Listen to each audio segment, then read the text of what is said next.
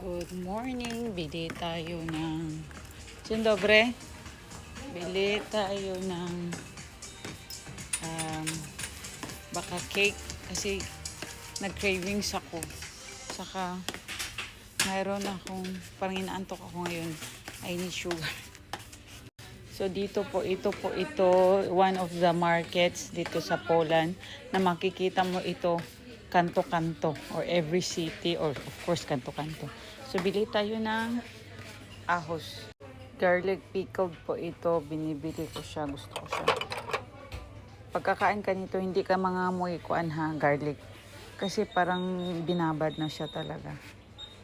Saka hindi, masarap na po siya.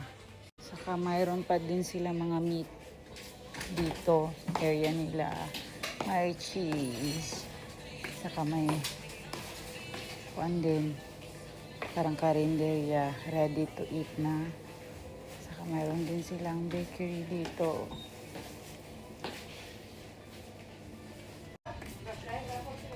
Nandito na lahat po. Saka mayroon din silang vegetables area. Oh, proszę.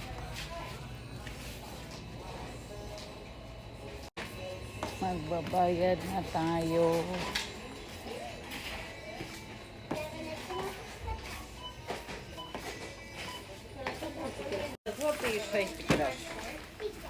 So punta ako dito sa Delikatesy Bartek. Ito po din, marami din silang paninda dito. Mga fruits din, saka vegetables. Dito din mayroon din silang meat, saka vegetables. At iba pa. Mayroon din silang isda.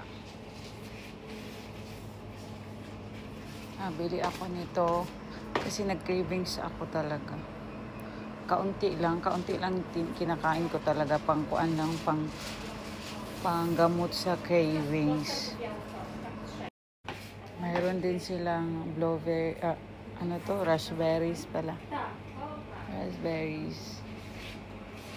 Saka blueberries, saka cherries. Sweet cherries.